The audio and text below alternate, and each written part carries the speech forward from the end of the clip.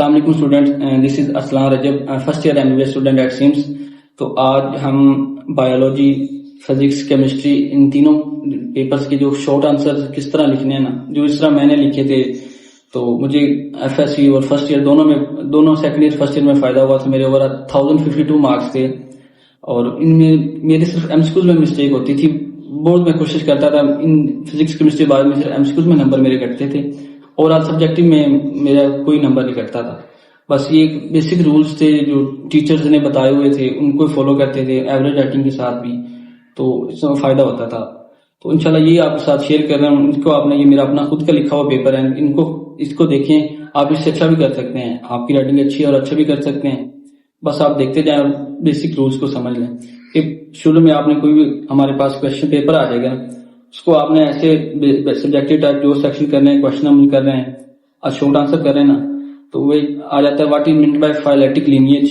تو آپ نے جو بیسک تھیم ہوگا نا، اس کو فائلیٹک لینیج لکھ کے یہ لائنیں وغیرہ آخر پہ لگانی ہوتی ہیں، اس کے بارے میں ایکسپلین کر دیں۔ اور کوئی بھی آپ کو ایگزامپل آتی ہے نا آنسر، اور آپ کو ایگزامپل آتی ہیں بایولوجی میں تو لازمی لکھیں، کیمسٹری میں بھی اور فزکس میں بھی کوئی بھی آپ کو ایگزامپلز آتی ہیں نا تو لازمی لکھیں، آپ کے شارٹ آنسر میں آپ کو بہت ہی ساتھ دیتی ہیں۔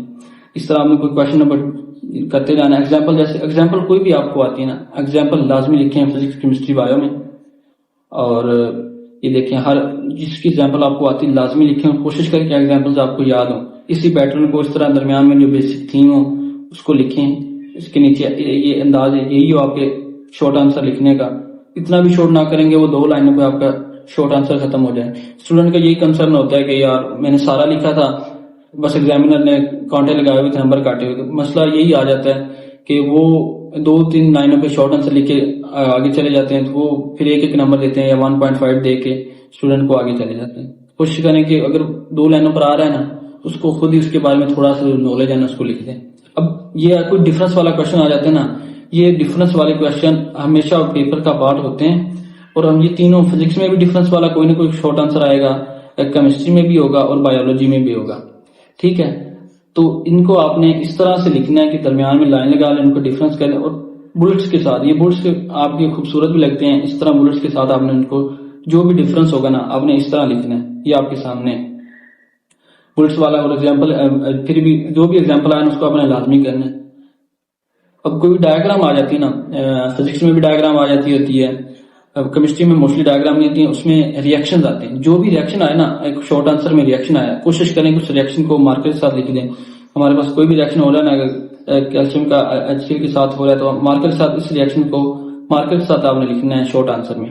ڈائیگرام آئی ہے بایولوجی میں، ڈائیگرامز آپ کو آتی ہیں تو مست لکھیں شارٹ آنسر میں، لانگ آنسر میں ڈائیگرامز بایولوجی کی تو لازمی لکھیں۔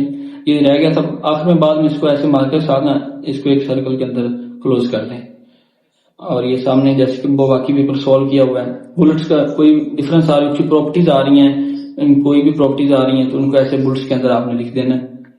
یہ دیکھیں جیسے کوئی بھی پراپرٹیز تھی، کریکٹرسٹکس آ رہی ہیں تو بلٹس کے اندر لکھیں یا اچھی لکھ دیں۔ جیسے یہ والا پیٹرن سب سے اچھا تھا، یہ تھوڑا سا کلوز ہو گئے ہیں، آپ نے اس پیٹرن کو فالو کرنا ہے۔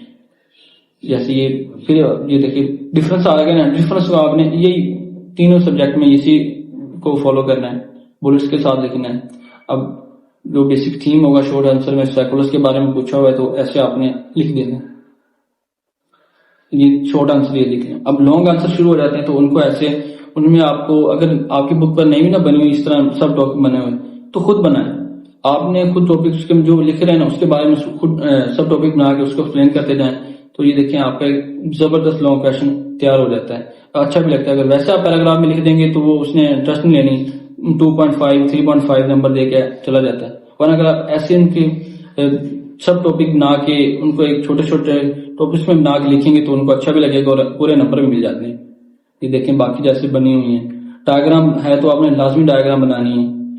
کویشچن نمبر 2 ہے آرگن اینڈ آرگن سسٹم ہے، آگے جیسے سب ٹاپک بنائے نا خود۔ اب یہ اس میں ڈائیگرام بک میں نا ایک سمپل سی ڈائیگرام سائڈ پہ دی ہوئی ہے، انہوں نے خود ایکسپلین کر دی اور ایسے کلوز کر دی نا، تو بہت کم اسٹوڈنٹ ایسے ڈائیگرام بناتے ہیں۔ بایولوجی میں آپ نے پیپر میں ڈائیگرام بنائی ہوئی نا تو میں آپ کو گارنٹی دیتا ہوں آپ کے نمبر بہت زیادہ آئیں گے، جو ایکسپیکٹڈ ہے نا تو اس میں آپ کے زیادہ آئیں گے، کیونکہ ڈائیگرام ایک ٹیچرز کو نا ایک علیحدہ ہی ان کو امیج بنا دیتے ہیں اسٹوڈنٹس کا۔